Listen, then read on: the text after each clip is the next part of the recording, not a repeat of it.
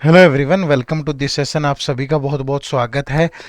आज की इस वीडियो में हम डिस्कस करेंगे यूपीएससी, ईपीएफओ, ईओईओ 2021 एग्जाम में पूछे गए क्वांट के जनरल मेंटल एबिलिटी के कुछ क्वेश्चंस। ठीक है, टोटल 15 क्वेश्चन पूछे गए थे। तो वो 15 के 15 क्वेश्चन कैसे थे डिटेल में डिस्कस करेंगे। और ये वीडियो इसलिए देखनी ज़रूरी है क्योंकि आने वाले एग्ज़ाम के लिए आपको ये पता चलेगा कि क्वेश्चंस का एग्जैक्ट लेवल क्या है और उनकी आसान अप्रोच क्या हो सकती है।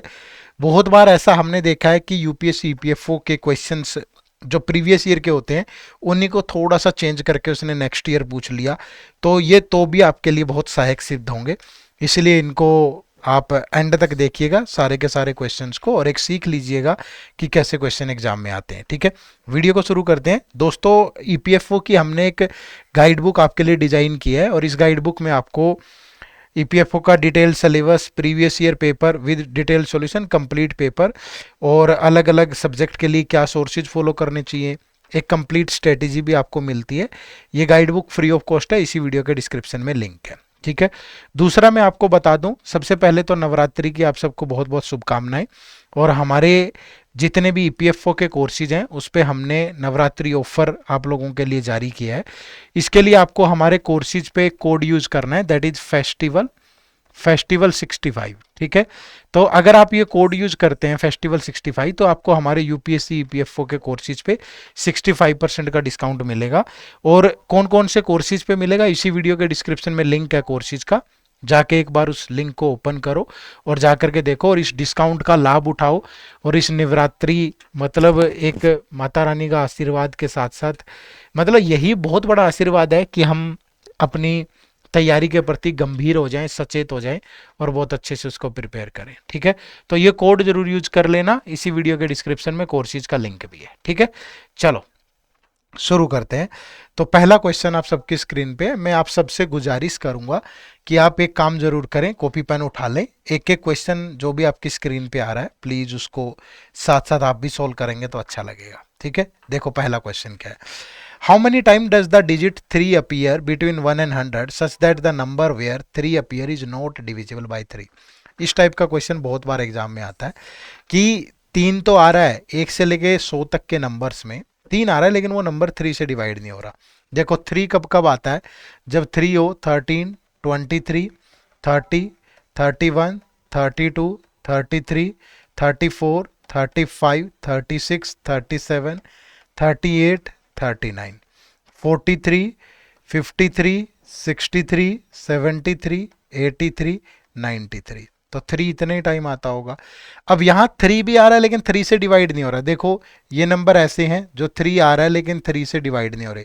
देखो 3 का डिविजिबिलिटी रूल क्या है कि अगर सम ऑफ डिजिट 3 से डिवाइड हो गया तो वो नंबर 3 से डिवाइड हो जाता है।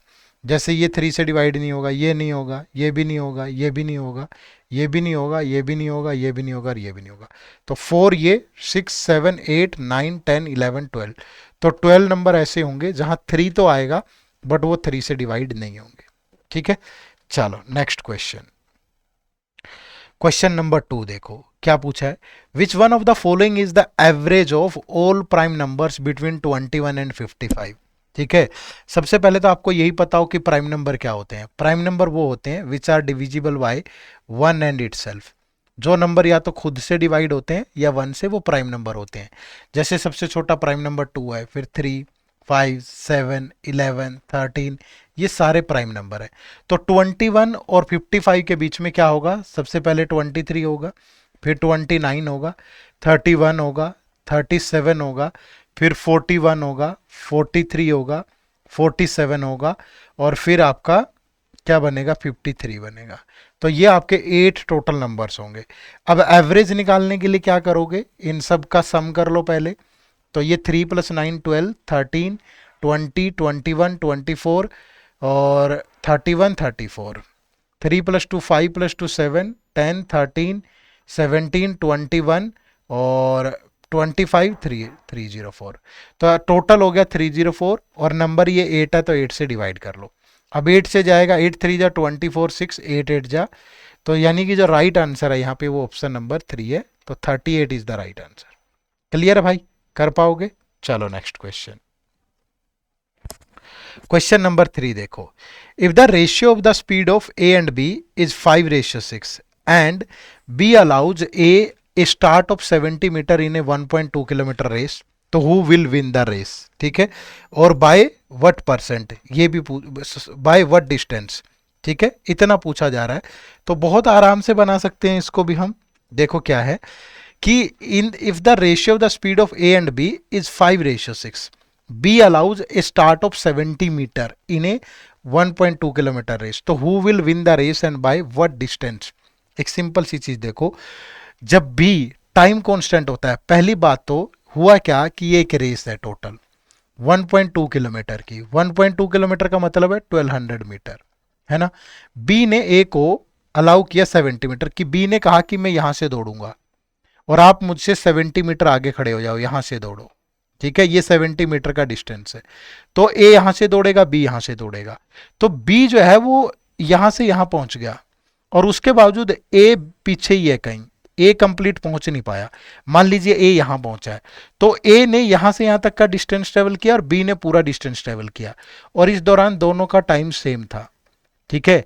तो सेम टाइम में ए यहां से यहां गया और बी पूरा डिस्टेंस ट्रेवल किया, और जब भी टाइमिंग सेम होती है ना, जो स्पीड होती है that is directly proportional to distance, है ना। जो रेशियो स्पीड का है वही डिस्टेंस का है। तो अगर मैं यहां पे बात करूं ए और बी, तो दोनों की जो स्पीड है वो 5:6 में है, ठीक है। तो दोनों के बीच में जो डिस्टेंस ट्रेवल किया है दोनों ने, वो भी 5:6 में होगा, और बी ने तो रेस को कंप्लीट किया है, तो बी तो कंप्लीट 1200 मीटर दौड़ा है भाई। तो 6 की वैल्यू 1200, तो 1 की वैल्यू कितनी 200 मीटर, तो 5 की वैल्यू कितनी 5 इंटू 200 1000 मीटर। तो यानी कि ए कितना दौड़ा है 1000 मीटर दौड़ा है। तो यानी कि ये 70 तो ये पहले दौड़ा ही नहीं था, 1000 ये अभी भी अपने अपने टारगेट से 130 मीटर बिहाइंड है, ठीक है। ये तो यहां से लेके यहां तक दौड़ा है ना, तो ये 70 मीटर तो दौड़ा ही नहीं, तो ये तो 1000 दौड़ा है सिर्फ, तो टोटल 107 मीटर आ चुका है अपने स्टार्टिंग पॉइंट से। तो बी ए जो है वो यहां तक 1070 कवर करके आया है, हालांकि उसने 70 कवर नहीं किया था, बट स्टार्ट तो उसने यहां से यहां तक किया था ना, यानी कि वो अपनी फिनिश पॉइंट से अभी 130 मीटर पीछे है। तो हम बोलेंगे कि 70 मीटर का उसको जो है स्टार्टिंग भी दे दिया, इसके बावजूद भी वो 130 मीटर से हार गया, यानी बी 130 मीटर से जीत गया, ठीक है, स्टार्ट देने के बावजूद भी। चलो नेक्स्ट क्वेश्चन, क्वेश्चन नंबर 4, ज्यादा मुश्किल नहीं है, आसानी सवाल है, बना सकते हो। क्या है देखो, एम इज 60 ईयर ओल्ड, जो एम है, एम की एज है 60 year, R is 5 year junior to M, junior का मतलब है उससे 5 ईयर छोटा होगा 45, and 4 year senior to V, जो आर है वो 4 ईयर सीनियर टू वी है, मतलब R is 5 year junior to M, sorry ये 55 होगा, ठीक है, and 4 year senior to V, तो वी जो है वो 51 का होगा, ठीक है। The youngest brother of V is B and he is 6 year junior to V, तो 6 ईयर जूनियर है, इससे 6 साल छोटा है, तो 45 का होगा। तो what is the age difference between M and B, तो एम की एज 60 है और बी की 45 है, तो 60 माइनस 45, दोनों की एज में डिफरेंस कितना होगा 15 ईयर। तो option number 2 is the right answer, ठीक है। चले नेक्स्ट, क्वेश्चन नंबर 5, ये रीजनिंग का एक क्वेश्चन है, बट हमने यहीं पे ले लिया, सारे क्वेश्चन हम डिस्कस कर रहे थे। क्या कह रहे हैं, English alphabet is recorded in the following manner, ठीक है, the first 6 letter are written in the opposite, देखो ऐसे लिखते हैं इंग्लिश अल्फाबेट, अल्फा जो भी अल्फाबेट है, A B C D E और एफ, ठीक है, फिर जी H I J K L, फिर M N O P Q R, फिर S T U V W X, फिर वाई और जेड। अब वो क्या कह रहा है कि the first 6 letters are written in opposite order, तो इनको अपोजिट ऑर्डर में लिखोगे तो F E D C B A, the next 6 letter are written in opposite order, तो ये हो गया L K J I H G and so on, at the end Y is interchange with Z, फिर इनको R Q P O N M, फिर X W V U T S और फिर Z और वाई, ठीक है, इस तरीके से लिखा गया है। तो which one of the following is the fourth letter to the right of the 13th letter? 13th letter, ठीक है, उसके राइट में 13th लेटर क्या? 1 2 3 4 5 6 7 8 9 10 11 12 13, इसके राइट में फोर्थ लेटर, इसके राइट में 1 2 3 4, फोर्थ लेटर क्या है? एन। तो राइट आंसर इज एन। तो ऐसे सवालों को ये नहीं है कि बहुत ज्यादा एनर्जी लगेगी, आप आराम से बना सकते हो, सिंपली लिखें और इसको फॉलो कर लें, ठीक है। चलो नेक्स्ट क्वेश्चन नंबर 6 देखो, ये भी बढ़िया क्वेश्चन है, ठीक है। क्या कह रहा है? If A varies as B, ये ध्यान से देखो, A varies as B then which of the following statement is are correct? जो कंडीशन ए पे लागू होती है वही बी पे लागू होती है, ए वेरीज एज बी का मतलब यही है। अब वो कह रहा है कि nth root of A square B varies as 2nth root of A की पावर 4 बी स्क्वायर। अब एक बात बताओ, इसका मतलब जैसे मुझे स्क्वायर रूट लेना है तो स्क्वायर रूट ऑफ एन लेना है मुझे, तो कैसे लूंगा मैं square root of N? N की पावर 1/2। अगर मुझे क्यूब रूट लेना है, ठीक है, ऑफ एन, क्या लूंगा? एन की पावर 1/3। अगर मुझे nth रूट लेना है, nth रूट, तो मैं कैसे लूंगा? एन की पावर 1/n, ऐसे ही तो लूंगा ना। अब अगर मैं nth root of A square by B, अब ए स्क्वायर बी का nth रूट 1/n लें तो ये क्या बनेगा? ए की पावर 2/n और बी की पावर 1/n। तो सेम कह रहा है कि 2nth रूट ऑफ दिस, अगर आपको ए की पावर 4 बी स्क्वायर, इसका 2nth रूट लेना है तो 1/2n, इसको क्या लिखोगे? ए की पावर 4 इंटू 1/2n, और ये इंटू क्या हो गया? बी की पावर 2 इंटू 1/2n। ये 2 से 2, ये 2 से कट गया 2, तो इसको भी आप ये लिख सकते हो, ए की पावर 2/n और बी की पावर 1/n। तो ये और ये सेम आया, तो दैट मीन्स पहली कंडीशन बिल्कुल सही कह रहा है वो, समझ रहे हो ना। अब सेकंड देखो कि A by B square varies inversely as B, varies inversely as B, यानी कि ए बाई बी स्क्वायर, यानी कि इनवर्सली का मतलब है 1/b आना चाहिए। अब देखो a बाई बी स्क्वायर का मतलब b इंटू बी, और a और b तो एज वेरीज एज b बोला है ना, तो मतलब दोनों पे सेम होगा, तो ये 1/b तो बचेगा ना भाई, तो ये भी सही कह रहा है। तो select the correct answer using the code given below, तो बोथ 1 एंड 2 दोनों के दोनों करेक्ट थे। क्लियर है? चलो नेक्स्ट क्वेश्चन, क्वेश्चन नंबर 7 देखो क्या कह रहा है। Which one of the following is the remainder when 74 की पावर 100 इज डिवाइडेड बाय 9? 70 की पावर 4 की पावर 100 को 9 से डिवाइड करना है। पहले इस वैल्यू को 74 को 9 से डिवाइड कर लो, अगर 9 से गया 9 8 72, 2 बचा, तो आप इसको 2 की पावर 100 को 9 से डिवाइड करोगे तो रिमाइंडर सेम आएगा। अब यहाँ पे एक साइक्लिसिटी थ्योरम, हम साइक्लिसिटी का रूल यूज करते हैं कि इस पावर को n एज्यूम कर लो कि n इज इक्वल टू 100 है, तो ये बन गया 2 की पावर n बाई 9।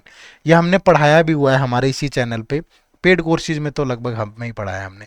अब n की वैल्यू रैंडमली पुट करके रिमाइंडर चेक करो, जैसे 2 की पावर 1 डिवाइड बाय 9, तो रिमाइंडर क्या होगा? 2 ही होगा। 2 की पावर 2 डिवाइड बाय n, तो रिमाइंडर क्या होगा? 4 ही होगा। 2 की पावर 3 डिवाइड बाय n, तो रिमाइंडर क्या होगा? 8 या -1 होगा। जब ये इससे 1 लेस आ जाए, जब रिमाइंडर 1 लेस आए, तो वहां पे साइक्लिसिटी क्या बनती है? हमेशा साइक्लिसिटी जितने स्टेप हुए हैं उनका डबल कर दो, 1 2 3, तो 3 का डबल करोगे 3 2 जा 6, तो इसकी साइक्लिसिटी 6 बनेगी। अब आप इस साइक्लिसिटी से क्या करेंगे? इसको डिवाइड करेंगे, तो 100 को 6 से डिवाइड करूं तो 16 6 96, कितना बच गया? 4। अब ये आपको यहाँ n की जगह लेना है, तो 2 की पावर 4 डिवाइड बाई n, 2 की पावर 4 16 होता है, 16 को 9 से डिवाइड करें तो रिमाइंडर कितना आएगा? 7। बस यही आपका राइट आंसर था, ठीक है। अब ये आपको अगर बिल्कुल बेसिक से सीखना है तो इसी चैनल पे हमारी एक सीरीज चलती है, टॉप 100 अभ्यास सीरीज, उसमें हमने ये कवर किया हुआ है पूरा, ठीक है। तो अभ्यास सीरीज के लेक्चर अवेलेबल है इसी चैनल पे प्लेलिस्ट में, वहां जाके इसको अच्छे से सीख लो, ठीक है। चलो next question number 8, which one of the following is the arithmetic mean of √3 minus √2 and it's reciprocal? Reciprocal का मतलब क्या? उल्टा। अर्थमेटिक मीन क्या? एवरेज, यानी √3 माइनस √2, और इसका एवरेज क्या होगा? 1/√3 माइनस √2, ठीक है। इसका रेसिप्रोकल, इन दोनों की एवरेज बतानी है, मतलब दोनों का सम करके 2 से डिवाइड करो। इसको हम सिंप्लीफाई कर सकते हैं, इसका हमने वो कंपोनेंडो एंड डिविडेंडो रूल सुना है, नीचे वाले डिनोमिनेटर का साइन चेंज करके ऊपर नीचे मल्टीप्लाई कर दो बस, इसे CND रूल बोलते हैं। तो ये हो गया √3 प्लस √2, और नीचे ये a plus B A minus B A minus B A plus B A square minus B square, यानी √3 का स्क्वायर माइनस √2 का स्क्वायर। तो ऊपर बना √3 प्लस √2, नीचे √3 का स्क्वायर 3, √2 का स्क्वायर 2, तो कितना बचा √3 प्लस √2। अब देखो मेरे पास √3 माइनस √2 था और मेरे पास √3 प्लस √2 आया, दोनों का एवरेज निकालना है तो डिवाइड बाय 2, ये कैंसिल हो गया, तो 2√3 डिवाइड बाय 2, 2 से 2, तो राइट आंसर इज √3। तो जो राइट आंसर है दैट इज ऑप्शन नंबर 1।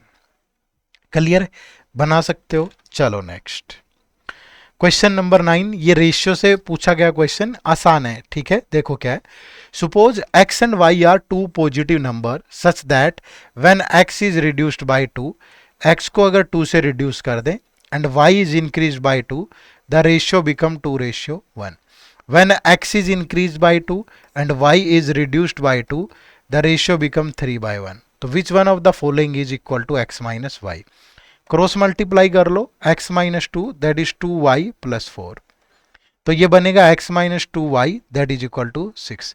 यहाँ क्रॉस मल्टीप्लाई करोगे तो x plus 2 that is equal to 3y minus 6, तो ये x minus 3y that is minus 8। ये इक्वेशन 1 है, ये इक्वेशन 2 है। तो अगर मैं इक्वेशन 1 में से इक्वेशन 2 माइनस कर दूं तो x minus 2y that is 6 और x minus 3y that is minus 8। अब माइनस करेंगे, ये माइनस प्लस प्लस, ये कैंसल, तो प्लस का y दैट इज 14, y की वैल्यू 14 है, यहाँ पुट कर लो, तो x into 2 into 14 that is 6, तो x की वैल्यू हो जाएगी 6 प्लस 28 यानी कि 34। तो क्या कह रहा है x माइनस वाई, तो x माइनस वाई कितना 34 माइनस 14 दैट इज 20। तो right answer is option number 1। Clear है। चलो नेक्स्ट क्वेश्चन नंबर 10 देखो क्या कह रहा है, let n greater than 1 be a composite natural number whose square root is not an integer. तो कंसीडर द फॉलोइंग स्टेटमेंट। पहली बात तो आपको ये पता हो कि कंपोजिट नेचुरल नंबर कौन से होते हैं। कंपोजिट नेचुरल नंबर वो होते हैं जिनके मोर देन 2 फैक्टर हो। जैसे सबसे छोटा कंपोजिट नेचुरल नंबर 4 है, फिर 6 है, फिर 8 है, फिर 9 है, 10 है, 12 है, ये सिलसिला चलता रहेगा, ठीक है। अब आपको एक ऐसा ग्रेटर देन 1 ऐसा कंपोजिट नेचुरल नंबर लेना है जिसका स्क्वायर रूट एक इंटीजर ना हो, मतलब फ्रैक्शन में आता हो। कोई भी उठा लो, कुछ भी उठा लीजिए ऐसा। मैंने मान लिया कि क्या ले लें, 21 ले लिया, ठीक है। क्या ले लिया 21 का जो भी होगा स्क्वायर रूट क्या आएगा, इसका स्क्वायर रूट 4 पॉइंट समथिंग आएगा, ठीक है।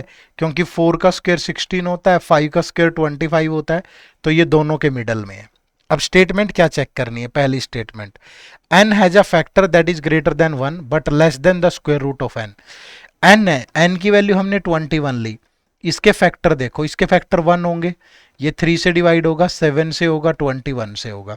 क्या इसका कोई ऐसा फैक्टर है जिसका जो n के स्क्वायर रूट से छोटा हो? बिल्कुल है, ये 3 ले लो, 1 ले लो, इसका स्क्वायर रूट तो 4 पॉइंट समथिंग होगा, तो ये इससे छोटा है, बिल्कुल सही स्टेटमेंट है। n has a factor that is greater than the square root of n but less than n, which of the statement given above is are correct. क्या कह रहा है, n has a factor that is greater than the square root, तो greater than the square root ये रहा 7, ठीक है, but less than n, तो 21 से छोटा है, स्क्वायर रूट से बड़ा है, ये भी बिल्कुल सही कह रहा है। तो दोनों की दोनों स्टेटमेंट यहां पे करेक्ट है, option number 3 is the right answer, ठीक है। चलो नेक्स्ट क्वेश्चन नंबर 11 क्या कह रहा है, देखो, the average age of husband and wife was 23 year when they were married 5 year ago. 5 साल पहले की कहानी है, ठीक है। तो हस्बैंड और वाइफ की जो एवरेज एज है वो 23 थी, तो उनकी टोटल कितनी रही होगी 46। अब अगर मैं आज प्रेजेंट की बात करूं तो हस्बैंड और वाइफ, ठीक है, दोनों की टोटल एज क्या होगी 46 प्लस दोनों की 5 इंक्रीज होगी, तो ये एज बन गई 56। अब वो कह रहा है कि the average age of the husband wife and child is 20 years now. Husband wife और चाइल्ड एवरेज इनकी 20 है, तो टोटल इनका 60 होगा। अब एक बात बताओ, हस्बैंड और वाइफ का टोटल 56 है, तो चाइल्ड की एज कितनी होगी 4। तो how old is the child now, it's 4 years. आसान क्वेश्चन था, ज्यादा मुश्किल नहीं था। क्वेश्चन नंबर 12 देखो, ठीक है भाई। क्वेश्चन नंबर 12 में क्या है कि if W1 and W2 are weight of the two solid iron ball of radius 1/2 meter and 1/3 meter respectively, then which one of the following is equal to W and W2। ठीक है, वो क्या कह रहा है कि W1 and W2 are weight of the two solid iron ball of radius this, then which one of the following is equal to this। ठीक है, एक बात ध्यान रखो, जब भी डेंसिटी सेम होती है ना, तो जो वेट होता है that is directly proportional to its volume. ठीक है, तो यहां कोई ऐसा जिक्र ही नहीं किया, तो मतलब जो वेट होगा वो वॉल्यूम के डायरेक्टली प्रोपोर्शनल होगा, तो दोनों की वॉल्यूम निकाल लो। अब क्या है, आयरन बॉल है तो क्या होती है, वो स्फेयर की फॉर्म में होती है, तो ये W1 है, ये W2 है। ठीक है, तो W1 और W2।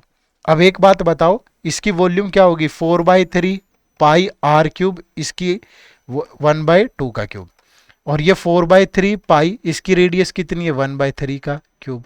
ये 4/3 कैंसिल, 1/2 क्यूब का मतलब 1/8, 1/3 क्यूब का मतलब 1/27, क्रॉस मल्टीप्लाई करोगे तो 27:8। तो जो राइट आंसर है that is option number 2। Clear है भाई, बना सकते हो। चलिए नेक्स्ट क्वेश्चन नंबर 13 देखें। 40% of the student in a class are from India and 50% are girls. अगर टोटल स्टूडेंट वहां पे, टोटल स्टूडेंट 100 है, कितने हैं, 100। अब इस 100 का दो तरीके का सेग्रीगेशन है। एक तो बोला गया है बॉयज और गर्ल्स हैं, कि 50% गर्ल्स हैं तो 50% ही बॉयज होंगे। दूसरा, एक इंडिया से हैं और नॉन इंडियन है, दो तरह के हैं। वो कह रहा है कि 40% of the classroom are Indian, 40 Indian है तो नॉन इंडियन 60 होंगे। अब वो क्या कह रहा है, 25% of the Indian student are girls. इसमें से बॉयज और गर्ल्स देखूं तो इसका 25% कितना होगा, 10, ये गर्ल्स हैं तो बॉयज कितने बचे, 30। तो नॉन इंडियन में भी तो बॉयज और गर्ल्स होंगे ना। अगर गर्ल्स टोटल 50 है, इसमें से 10 तो यहाँ आ गई, तो गर्ल्स यहाँ 40 बची। टोटल बॉयज 50 है, 30 तो इंडियन है, तो 20 नॉन इंडियन होंगे। अब वो क्या पूछ रहा है, what percentage of non Indian student are boys, non Indian student are boys. तो बॉयज कितने हैं, 20, नॉन इंडियन स्टूडेंट कितने हैं, 60। तो 20/60 का मतलब 1/3, परसेंटेज के लिए इंटू 100, तो ये 33.33% होगा। तो जो राइट आंसर है that is option number 1। Clear है। चलो नेक्स्ट क्वेश्चन नंबर 14। बढ़िया क्वेश्चन है, सारे के सारे सही नॉर्मल लेवल था, कोई ज़्यादा मुश्किल नहीं है। The average weight of 100 student in a class is 40 kg, 46 kg. The average weight of the boys and girls is 50 and 40 kg respectively. So what is the difference between the number of boys and girls? ठीक है, what is the difference between the number of boys and girls? देखो, ये girls हैं, ठीक है, ये boys हैं। अब boys का जो weight है वो 50 kg एवरेज और गर्ल्स का 40, और क्लास का एवरेज कितना है, 46। एलिगेशन रूल, इस वैल्यू में से इसको घटा दो, 50 माइनस 46, मिडल वाली वैल्यू में से उसको घटा दो, 46 माइनस 40, तो ये बचा 4, ये बचा 6, तो 4 + 6, ये बॉयज और गर्ल्स का रेशियो होगा। तो 4 और 6 का सम 10, 10 की वैल्यू कितनी, 10 की वैल्यू 100 स्टूडेंट है तो 1 की वैल्यू 10, तो इंटू 10 करोगे तो वहाँ बॉयज 60 हैं, और इंटू 10 करोगे तो वहाँ पे गर्ल्स कितनी है, 40 है। ठीक है, तो दोनों के बीच का जो डिफरेंस है दैट इज 20। तो what is the difference between number of boys and girls, that is 20। ठीक है, चलो नेक्स्ट क्वेश्चन देखो भाई, क्वेश्चन नंबर 15। ठीक है, a hollow cube to tube of side 10 centimetre each weighing 200 gram is made. This cube is placed in water with a horizontal face. So how many centimeter of it heights sink in water if the density of the water is 1 ग्राम पर centimetre cube. देखो इसमें थोड़ा physics भी use होगी, ठीक है, जैसे ये पानी है, ठीक है। अब क्या होगा, जो भी अगर मैं कहूँ कि क्यूब है, जो भी क्यूब आप डाल रहे हो इसके अंदर, ध्यान रखना, ठीक है, उसका कुछ पार्ट पानी में जाएगा, कुछ पार्ट पानी में जाएगा, ठीक है, कुछ पार्ट डूबेगा उसका और तभी वो फ्लोट करेगा। ऐसा नहीं हो सकता कि पानी के ऊपर ऐसे कैसा तैर जाएगा। अगर कोई चीज भारी है, उसमें वेट है, तो उसका कुछ हिस्सा पानी में जाएगा और फिर ही वो फ्लोट करेगा, ऐसा ही होगा हमेशा। ठीक है, तो यहाँ पे वो कैसे करता है, देखो जितना उसका वेट है ना, वेट वो इक्वल टू होगा, जितना भी उसका वेट है दैट इज इक्वल टू होगा किसके बराबर, जो भी पार्ट डूबा हुआ है। मान लीजिए जो भी पार्ट डूबा हुआ है इसकी हाइट h है और बेस का एरिया, ये साइड 10 है, ये साइड 10 है, तो दैट इज इक्वल टू होगा बेस एरिया इनटू हाइट। भैया कुछ तो वॉल्यूम डूबी होगी ना, एरिया हमें ये तो पता है कि क्यूब है, इसकी हर एक साइड 10 सेंटीमीटर है, तो लेंथ और ब्रेथ और हाइट सारा 10 है, लेकिन जो एरिया डूबा है इसके अंदर है उसकी हाइट हमने h मान ली। ठीक है भाई, और साथ में देख लो कि डेंसिटी ऑफ वाटर कितना है, डेंसिटी ऑफ वाटर, ये ध्यान रखना जो पार्ट डूबा हुआ है उसकी volume into density of water that is equal to total weight. अब ये कितना हो गया, 10 × 10 × हाइट, और density of water is 1 centimetre पर ग्राम, तो ये 200, तो हाइट इज इक्वल टू किसके 200/100, तो मतलब कितने सेंटीमीटर पार्ट डूबा हुआ है उसके अंदर, 2 सेंटीमीटर। तो right answer is option number 3। ठीक है, तो जब ऐसा होगा तभी वो फ्लोट करेगा, अदरवाइज नहीं करेगा। ऐसा थोड़ा है कि कुछ भी मतलब वेट के अकॉर्डिंग, ऐसा ऐसा नहीं है कि आप पूरा 1000 किलो का डाल दोगे इसके अंदर वो भी इतना ही फ्लोट करेगा, समझ रहे हो। तो वो डिपेंड करता है, हमेशा ऐसे निकालते हैं, हालांकि ये मैथ नहीं फिजिक्स है, बट हमारी साइंस में रुचि भी नहीं रही कभी ज़्यादा, बट फिर भी बता दिया, चलो ठीक है। चलो, तो जिस भी बच्चे को लगता है कि उसका ईपीएफओ में इतनी अच्छी प्रिपरेशन नहीं हो पाई है अभी तक, आप हमारे डिफरेंट डिफरेंट कोर्सेज से जुड़ सकते हो। हमारे 3-4 तरह के कोर्स हैं, एक कोर्स हमारा लाइव क्रैश कोर्स भी है, ठीक है, और एक हमारा मास्टर कोर्स है, एक स्पेशल सब्जेक्ट का कोर्स है, एक टेस्ट सीरीज है। इन सारे कोर्सेज का लिंक इसी वीडियो के डिस्क्रिप्शन में है, और अभी आपको इन पे एक अच्छा खासा डिस्काउंट मिल रहा है क्योंकि त्योहारों का समय है। तो आपको एक कोड यूज करना है, दैट इज फेस्टिवल 65। ठीक है, कितना, फेस्टिवल 65, और आपको यहाँ 65% का डिस्काउंट मिल जाएगा आपको हमारे सभी कोर्सेज पे। कोर्सेज का लिंक इसी वीडियो के डिस्क्रिप्शन में है। आप ऐसा भी कर सकते हो कि गूगल पे जाएं, ठीक है, और जब आप गूगल पे जाएं तो गूगल पे सिंपली टाइप करें edutap.in। ठीक है, क्या टाइप करें, edutap.in। तो edutap.in टाइप करोगे, ये वेबसाइट ओपन होगी हमारी, यहाँ कोर्सेज पे जाएंगे तो यूपीएससी ईपीएफओ कोर्सेज, ठीक है, और ये आपको हमारे डिस्काउंट, ये आपको हमारे कोर्सेज मिलेंगे। देखो ये लाइव क्रैश कोर्स है, इस पे 65% का डिस्काउंट मिल रहा है। ये हमारी टेस्ट सीरीज है, इस पे 85% का डिस्काउंट है। ये हमारा स्पेशल सब्जेक्ट का कोर्स है जिसमें सिर्फ यही सब्जेक्ट है आपके। ये हमारा मास्टर कोर्स है, इसमें सारे सब्जेक्ट हैं, ये आपको इतने में मिल रहा है। तो इन कोर्सेज में आप इनरोल करें, इनके बारे में अच्छे से पढ़ें, जानें और फिर इनरोल करें। इसी वीडियो के डिस्क्रिप्शन में लिंक है। आप ऐसा भी कर सकते हैं कि प्ले स्टोर पे चले जाएं और वहां जाके आप हमारी ऐप डाउनलोड कर लें, एड्यूटैप लर्निंग सॉल्यूशन, तब भी आप इन कोर्सेज में एनरोल कर पाओगे। ठीक है, चलो, इस सेशन से जुड़ने के लिए आप सबका बहुत बहुत शुक्रिया। चैनल पे नए हो तो सब्सक्राइब जरूर करिएगा, और एक कमेंट और लाइक भी कर दिया करो, ये चीज़ें हमें भी मोटिवेट करती हैं। ठीक है, चलो, हमारी मुलाकात होती रहेगी। अगर आपको इस लेक्चर की पीडीएफ चाहिए तो आप हमारे टेलीग्राम चैनल से भी जुड़ें, और टेलीग्राम चैनल का लिंक भी इसी वीडियो के डिस्क्रिप्शन में है। आप सबका बहुत बहुत शुक्रिया, थैंक यू वेरी मच। जय हिंद, जय भारत।